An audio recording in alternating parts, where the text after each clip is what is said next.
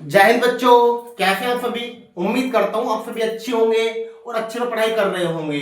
प्यारे बच्चों, मैं दीपांशु मांडव आज की क्लास में आपको पढ़ाने वाला हूँ ओम का नियम और वैद्युत प्रतिरोध के बारे में। तो ओम का नियम क्या होगा, इसकी कैलकुलेशन क्या होगी, मैथमेटिकल रूप क्या होगा, आज की वीडियो में हम जानने वाले हैं। तो बिना टाइम गवाए चलते हैं अपने टॉपिक की ओर। सबसे पहले ओम का नियम। ओम का नियम है क्या?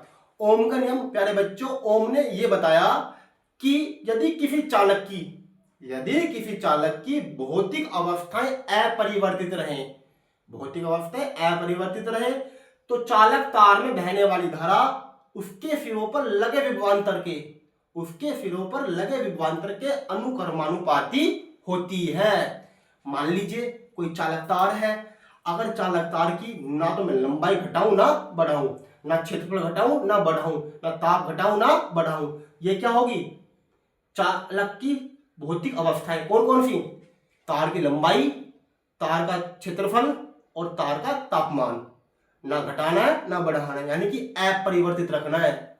इसलिए ओम ने बताया यदि किसी चालक की भौतिक अवस्थाएं अपरिवर्तित रहें, अगर आप तार की लंबाई यानी चालक तार की लंबाई घटाओगे बढ़ाओगे, या क्षेत्रफल घटाओगे बढ़ाओगे, या ताप घटाओगे बढ़ाओगे, तो वहां पर शायद आपका ओम का नियम काम ना करे।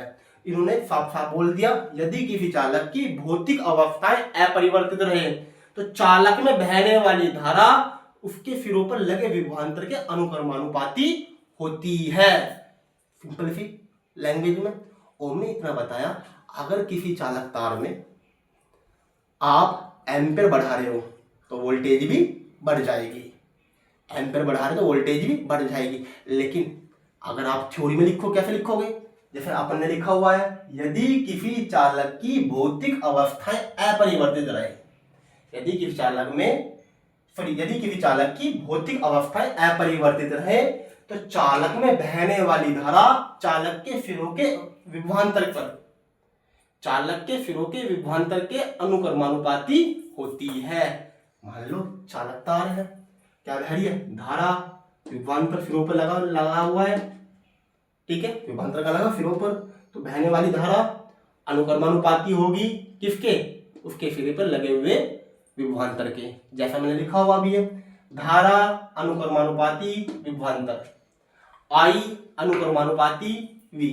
अनुक्रमानुपात से डरने की जरूरत नहीं है। इसका मतलब ये है, अगर धारा बढ़ रही है तो विभवांतर भी बढ़ेगा, धारा घट रही है तो विभवांतर भी घटेगा। यानी धारा के मान में वृद्धि होगी तो विभवांतर के मान में भी क्या होगी? वृद्धि होगी।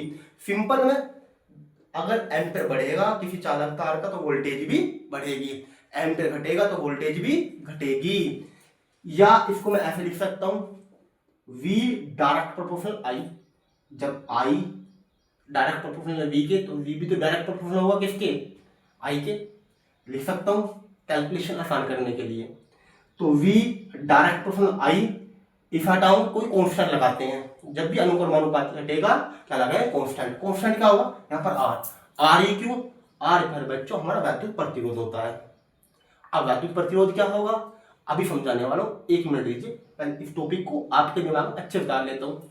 मैंने लिखा भी था, माना चालक के सिरों पर लगा विभवांतर V है, चालक में बहने वाली धारा I है, तो I डायरेक्ट प्रोपोर्शनल किसके होगा? V के। कहां से लिख दिया जी?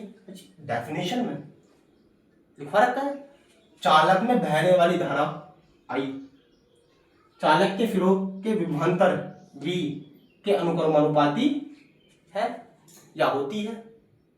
किसका नियम है? ओम का नियम। फिर पूरी कैलकुलेशन मैंने आपको समझाई थी। अब बात करते हैं इस R की, जहां R नियतांक यानी प्रतिरोध है, विद्युत प्रतिरोध भी बोल दीजिए, कोई दिक्कत नहीं है, या चालक का प्रतिरोध भी बोल दीजिए, जब भी कोई दिक्कत नहीं है।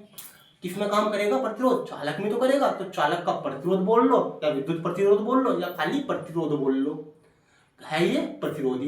लेकिन प्रतिरोध इतनी देर से सर बोल तो रहे हो आप, लेकिन है क्या ये प्रतिरोध? है क्या प्रतिरोध? प्रतिरोध भी बिल्कुल सिंपल वे में बताता हूं। देखिए, प्रतिरोध किसी चालक में आवेश का विरोध करता है या आवेश के प्रवाह का विरोध करता है। मान लो चालक है, चालक में धारा बह रही है, धारा को जो भी रोकने का काम करेगा, बहने से रोकने का काम करेगा वो क्या कहलाएगा? प्रतिरोध। कोई भी हो, मैं रोकूंगा तो धारा का प्रतिरोध मैं ही बन जाऊंगा, ठीक, आप रोकोगे तो आप बन जाओ। कुछ भी हो, जो भी धारा के प्रवाह को रोकने का काम करता है क्या कहलाता है? प्रतिरोध, वैद्युत प्रतिरोध या चालक का प्रतिरोध। सिंपल वे में वैद्युत प्रतिरोध बोल दीजिए। तो वैद्युत प्रतिरोध जैसा आपने लिखा भी है, किसी चालक का वह गुण जिसके कारण वह वैद्युत धारा के प्रवाह का, जिसके कारण वैद्युत धारा के प्रवाह का विरोध करता है, विद्युत प्रतिरोध कहलाता है। इसे आर से व्यक्त करते हैं। ये वाला इसी बात की बात कर रहा हूं मैं। किसने, ये भी किसने बताया था? ओम ने तो बताया। इसके निम्न में तो आ रहा है, तो मात्रा क्या हो जाएगा इसका? ओम। मात्रा के लिए क्या हो जाएगा? ओम। फॉर्मूला क्या? R equal V upon I. ये कहां से आ गया जी? यहां से आ गया ये फॉर्मूला भी। अगर आप यहां से आर की वैल्यू निकालते हो तो आई इसके अपॉन में चला जाएगा। क्या हो गया? V upon I. यानी वैद्युत प्रतिरोध बराबर विभवांतर बटे धारा, विभवांतर बटे धारा। आई होप आपको क्लास अच्छी लगी होगी। अगर क्लास अच्छी लगी है तो अपने दोस्तों तक भी शेयर कीजिएगा, और जिसने अभी तक हमारा चैनल सब्सक्राइब नहीं किया चैनल सब्सक्राइब करके जाइएगा। फिर भी कोई परेशानी हो तो कमेंट करके बताना, मैं आंसर जरूर दूंगा, या बड़ा टॉपिक होगा तो उसके ऊपर वीडियो जरूर बनाऊंगा। मिलता हूँ जल्दी नेक्स्ट वीडियो में। धन्यवाद।